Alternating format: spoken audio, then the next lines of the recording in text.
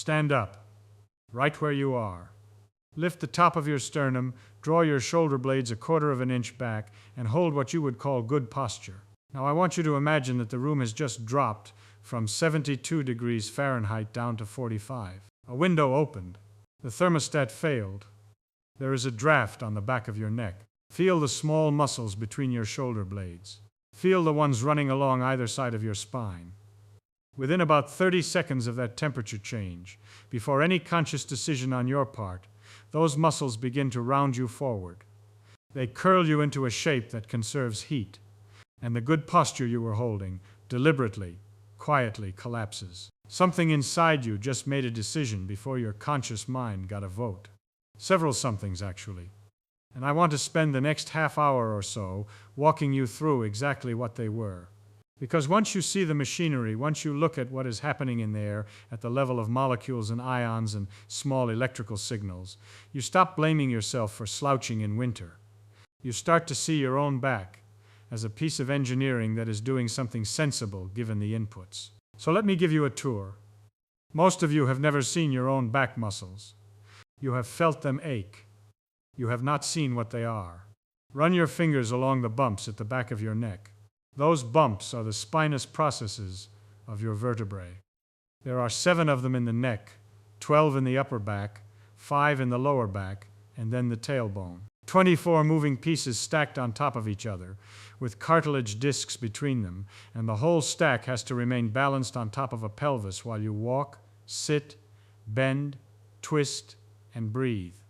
Now, sitting directly on top of those vertebrae, almost glued to the bone, is a layer of small muscles called the multifidus. They are short. Each one spans only 2 or 3 vertebrae. They do not move you in any obvious way. They are not the muscles you use to lift a heavy box. They are the muscles that all day, every day, fight the small wobbles. Every time the floor shifts under you, every time you breathe in, every time gravity tries to fold you over, the multifidus fires a tiny correction. It is a stabilizer. There are roughly 50 of them on each side of your spine. Stacked on top of the multifidus, running in 3 long columns from the pelvis up to the base of the skull, is a group called the erector spinae, 3 pillars per side. The outer pillar is the iliocostalis. The middle one is the longissimus. The innermost one is the spinalis. 6 pillars in total, holding you upright against gravity. These are the muscles that ache after a long day of standing. These are the muscles that ache, also, in the cold. Then there is the trapezius, a large flat sheet of muscle that drapes across the upper back, like a kite with its point at the lower thoracic spine and its corners at the base of the skull and the tip of each shoulder. The upper trapezius is the muscle you grab when you say your neck is tight. The middle and lower fibers pull your shoulder blades down and back when you stand tall. Underneath all of this, wrapping everything in a thick sheet of connective tissue, is the thoracolumbar fascia. Imagine a piece of cloth, but more like felt, dense, slightly elastic, slightly slippery, woven through with collagen fibers in 3 different directions. The thoracolumbar fascia is a load-bearing structure in its own right. When it stiffens, when it changes its mechanical properties, your posture changes whether the muscles cooperate or not. And inside the muscles themselves, scattered through the muscle fibers, are tiny sensory organs called muscle spindles. They are the receptors that tell your brain, moment by moment, how stretched each muscle is, and how fast that stretch is changing. Without them, you could not stand up. You could not walk. You could not balance. That is the architecture. Now let me show you what cold does to it. I want to start at the smallest scale. The smallest scale at which cold matters is the cross bridge inside a single muscle fiber. Now look, when a muscle contracts, what actually happens is that long protein filaments called myosin reach out, grab onto other long filaments called actin, pull, let go, and reach again. Reach, grab, pull, release. The reaching and the pulling and the releasing all require energy, and the energy comes from a molecule you have heard of, ATP. ATP is hydrolyzed, meaning it is split, and the splitting releases the energy that powers each cross-bridge cycle. The splitting is done by an enzyme, The enzyme is called myosin ATPase. And here is the part that matters for cold weather. Every enzyme has a temperature dependence. The rate at which the enzyme does its job depends on the temperature of the tissue around it. There is a number for this dependence. It is called the Q10 coefficient. The Q10 of myosin ATPase sits somewhere between 2 and 3. What that means, in plain English, is that for every 10 degrees Celsius the muscle cools, the rate of cross-bridge cycling drops by a factor of 2 to 3. 2 to 3 per 10 degrees. So consider what happens to a paraspinal muscle, sitting just under the skin in a person walking in cold air. The skin temperature drops. The muscle temperature drops. It does not drop all the way to ambient. Your circulation defends it, but it drops. A paraspinal muscle that was working at 37 degrees Celsius might drop to 33 or 32 during sustained cold exposure. That sounds small. 4 or 5 degrees. But across a Q10 of 2.5, the cross-bridge cycling rate has now decreased by something on the order of 30 to 40%. 30 to 40%. This is one of the oldest results in modern physiology. A. V. Hill, the British physiologist who won the Nobel Prize in 1922 for his work at University College London, worked out the basic thermodynamics of muscle contraction. He showed that muscle is, fundamentally, a heat engine. It converts chemical energy to mechanical work, and it does so with characteristic efficiencies that depend on temperature. Andrew Huxley at Cambridge and Hugh Huxley at the Massachusetts Institute of Technology in 1954, working independently, proposed the sliding-filament model that explained the mechanism. And in the decades since, dozens of laboratories have measured the temperature dependence of every step in the cross-bridge cycle. What I want you to take from this is that a cold paraspinal muscle is not just a normal muscle that happens to be cold. It is a muscle in which the rate-limiting step of contraction has been physically slowed down. It cannot fire its corrections as quickly. It cannot hold tension as efficiently. It uses more ATP per unit of force. It fatigues faster. You ask the muscle to hold you upright. The muscle says, "I will try." But each cross-bridge is now reaching more slowly than it did in summer. Each cross-bridge is letting go more slowly. The whole architecture of postural stabilization is running on a slower clock. That is the first thing. But the cold, slowed cross-bridge is not working alone. While the myosin in your paraspinals is dragging through its cycle at reduced speed, something simultaneous is happening to the blood vessels that feed those very muscles. The same nervous system response that is fighting the cold is sending a signal not to the muscle itself, but to the arterioles supplying it. Your body has decided, somewhere in your hypothalamus, that the core matters more than the periphery. The hypothalamus is a small region at the base of your brain that, among other things, monitors the temperature of the blood flowing through it. When your blood cools, the hypothalamus does several things. But the first and fastest is to fire the sympathetic nervous system. Specifically, it activates the alpha-1 adrenergic receptors on the smooth muscle of your blood vessels. The smooth muscle in a blood vessel is a ring of muscle wrapped around the vessel. When it contracts, the vessel narrows. Less blood flows through. The flow is not zero, but it can drop, in skin and superficial muscle, by 60 to 80%. 60 to 80%. Here is what that means for your back. The deep paraspinals, the multifidus, the deeper layers of the erector spinae, are reasonably well protected. They sit close to the spinal column, deep in the trunk, and they get preferential blood flow because they are core adjacent. But the upper trapezius, the splenius capitis at the back of your neck, the more superficial fibers of the erector spinae, these are closer to the skin. These get the vasoconstrictive treatment. Their blood flow drops. When blood flow drops, oxygen delivery drops. Carbon dioxide clearance slows. Lactate, the byproduct of anaerobic metabolism, accumulates. The muscle, which is already cross-bridge cycling at a reduced rate because of the temperature, is now also operating in a partially hypoxic state. There was a researcher named Otto Edholm at the National Institute for Medical Research in London who, back in the 1950s and 60s, did some of the foundational measurements of skin and muscle blood flow in cold-exposed humans. Since then, work by Andrew Young at the United States Army Research Institute of Environmental Medicine and Igor Mekjavich at the Jozef Stefan Institute in Slovenia has refined the picture of how blood flow redistributes in cold air.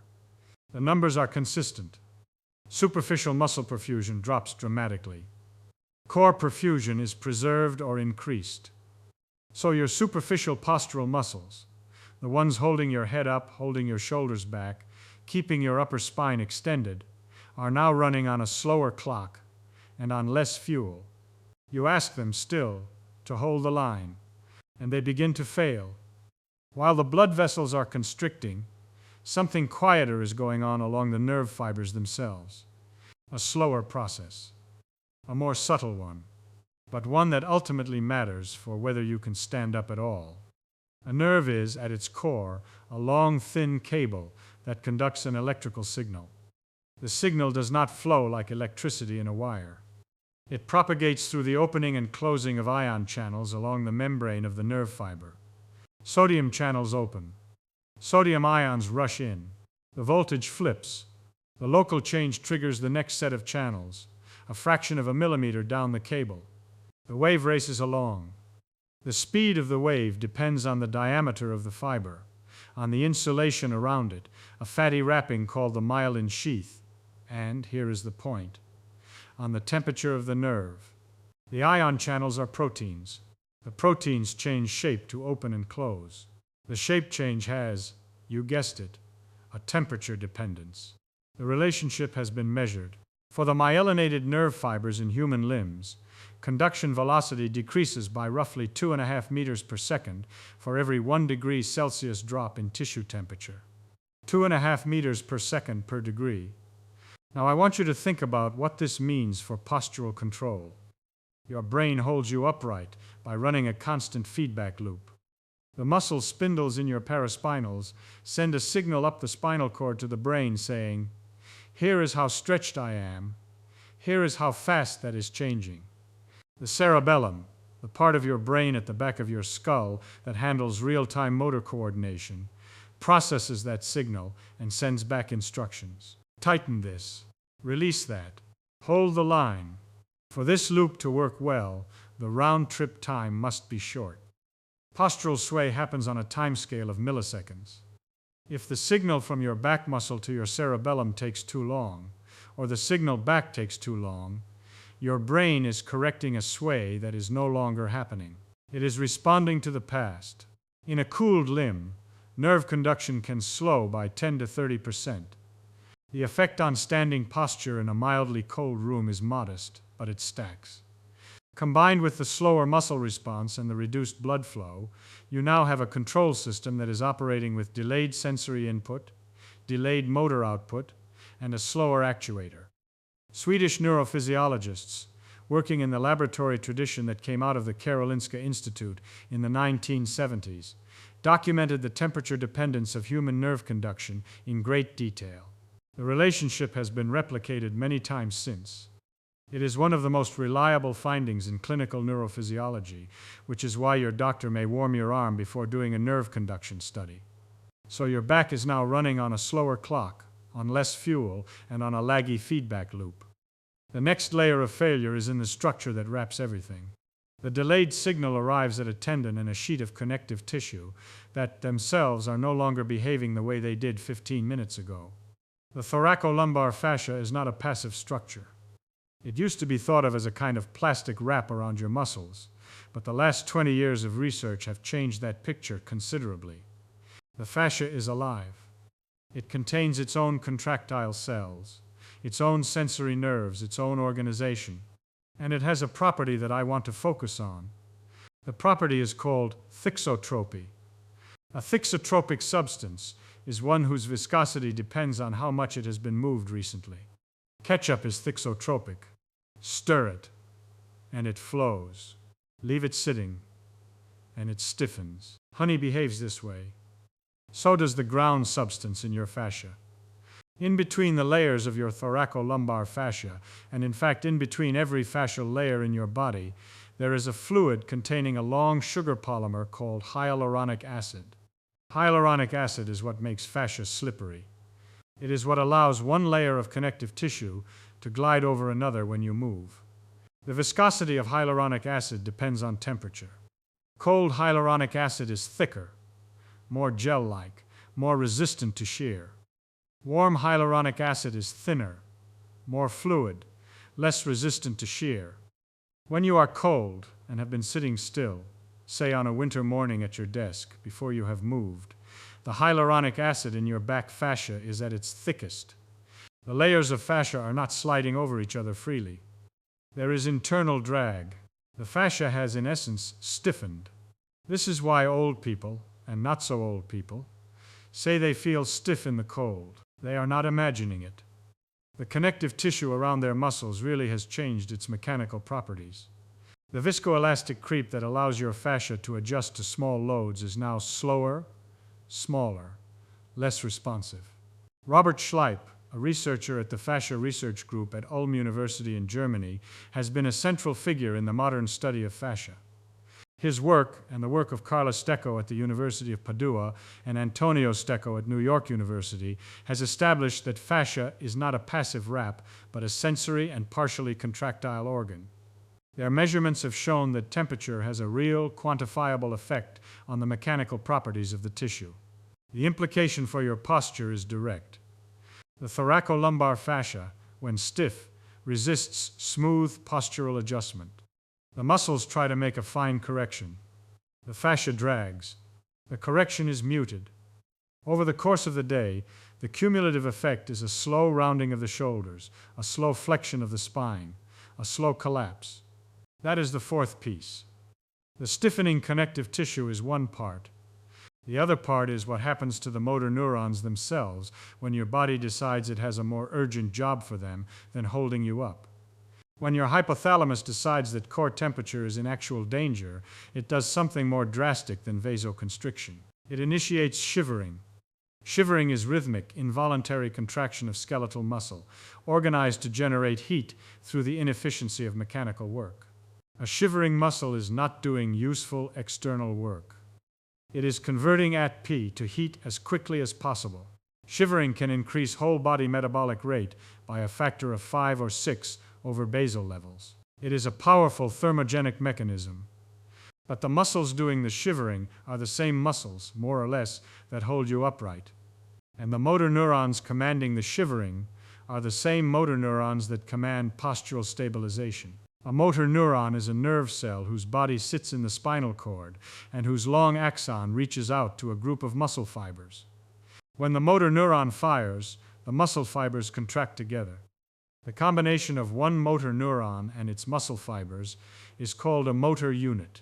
A motor unit can do one thing at a time. It either fires the postural pattern, small, low amplitude, low frequency adjustments, or it fires the shivering pattern, bursting, 8 to 12 cycles per second, recruiting many fibers in synchronized rhythm. Researchers in the cold physiology laboratories at Defense Research and Development Canada, building on the older shivering work going back to Donald Bell and others, have measured this directly. When shivering begins, electromyography of postural muscles shows a shift in firing pattern. The fine, low-amplitude postural firing is interrupted by the bursts of shivering activity. The two patterns compete for motor neuron output. So now, on top of everything else, your postural muscles are being asked to timeshare their motor neurons with a thermogenic task. The fine corrections are not just slower because of cross-bridge kinetics, not just delayed because of nerve conduction, not just resisted because of fascial stiffness. They are also being intermittently overridden by the higher priority job of staying warm. Your body has in effect told your posture to wait. There is something more important to do. Now, before we go further, I want to be honest with you about how confident I am in each of these mechanisms, because they are not all equally well established, and I do not want to pretend they are. The first mechanism, the temperature dependence of muscle cross-bridge cycling, is as solid as physiology gets. It has been measured by hundreds of laboratories across more than a century. The Q10 coefficient of myosin AT-pace is in every textbook of muscle physiology. If you doubt it, you doubt the foundations of the field. Call this the top shelf, established beyond reasonable question, replicated, mechanistically transparent. The second mechanism, cold-induced vasoconstriction shifting blood flow from periphery to core, sits on the same top shelf. Edholm, Hardy, Young, Mekjavik, generations of cold physiology researchers have measured this with thermocouples, plethysmography, and laser Doppler. The redistribution of blood flow in cold-exposed humans is one of the best characterized autonomic responses we have. The third mechanism, nerve conduction velocity decreasing with temperature, is again top shelf as raw physics. Clinical neurophysiologists rely on it every day. The exact magnitude of its effect on real-world postural control loops in mildly cold rooms is less precisely measured. So I would say, the underlying physics belongs on the top shelf. The specific application to standing posture in your living room belongs on the middle shelf, physiologically consistent, partially measured, not yet pinned down with the precision I would like. The fourth mechanism, fascial thixotropy, contributing to postural stiffness, is the one I am least certain about. The biochemistry of hyaluronic acid is solid. The temperature dependence of its viscosity is solid. The presence of fascia as a sensory and structural organ is increasingly accepted. But the precise contribution of cold-induced fascial stiffening to measurable postural collapse is still emerging research. I would call this the bottom shelf. Plausible, mechanistically consistent, partially measured, not yet definitive. The fifth mechanism, motor unit competition between shivering and postural maintenance, sits on the middle shelf. Shivering thermogenesis is well established. The interference with fine motor tasks has been measured in laboratory settings. The specific application to chronic postural collapse in cold offices and cold homes is reasonable inference, but not, to my knowledge, conclusively measured. So if you want to weight your belief by evidence, weight the first three the heaviest. Treat the fourth and fifth as plausible contributors. And do not let me or anyone else tell you that a bottom shelf mechanism is a top shelf fact. Now I want to tell you something about the back pain industry. The chronic back pain market in the United States alone, including pharmaceutical, device, surgical, and conservative care, is north of $100 billion a year. $100 billion. For one part of the body, a substantial portion of that money goes toward treating exactly the kind of slow postural collapse and compensatory loading we have just been discussing. Muscle relaxants like cyclobenzaprine, anti-inflammatories like ibuprofen and naproxen, topical heat patches that contain iron and activated carbon, generating mild warmth through slow oxidation, infrared therapy pads, heated lumbar wraps, chiropractic adjustments, massage therapy, physical therapy, postural correction devices. There is an entire small industry around far infrared blankets and saunas marketed for back pain. And here is the thing. A substantial portion of why these interventions work, when they work, is that they raise the temperature of the paraspinal tissue. The infrared pad warms the muscle.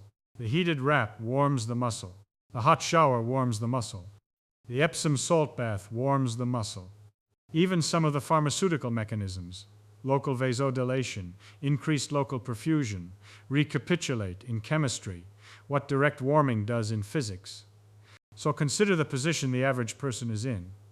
The person over 55, working in a building where the thermostat is set to 63 degrees by a facilities manager who thinks that is energy efficient. The person whose commute is 20 minutes in a car that takes the entire trip to warm up.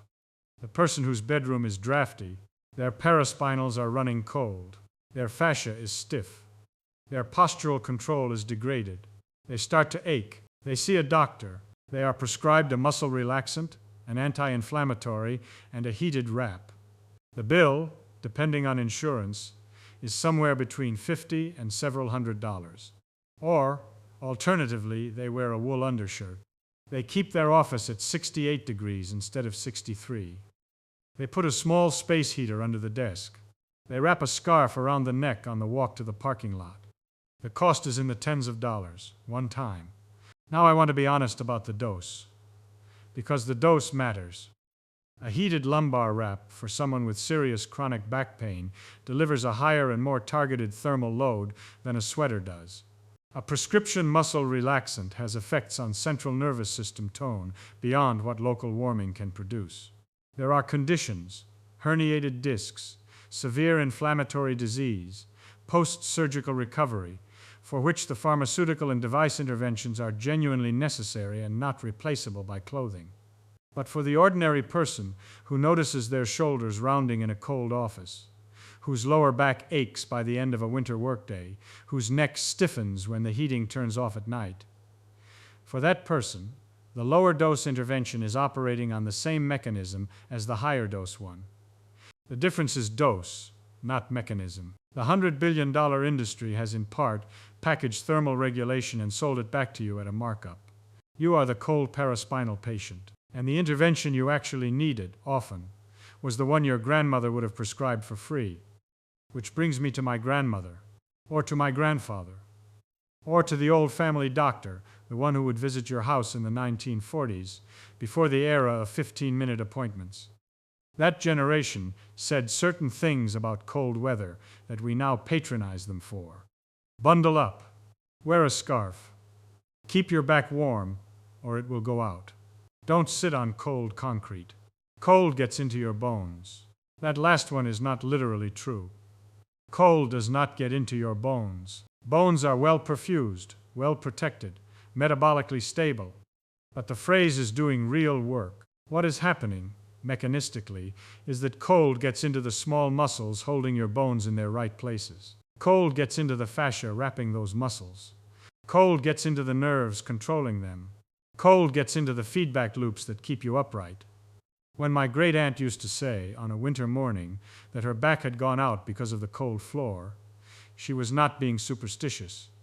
She was describing, in folk language, the integrated failure of cross-bridge kinetics, vasoconstriction, nerve conduction delay, fascial thixotropy, and shivering-induced motor unit competition. She did not have the vocabulary. She had the observation. When the old family doctor told you to put a hot water bottle on your lower back, he did not know about hyaluronic acid viscosity. He knew that the intervention worked.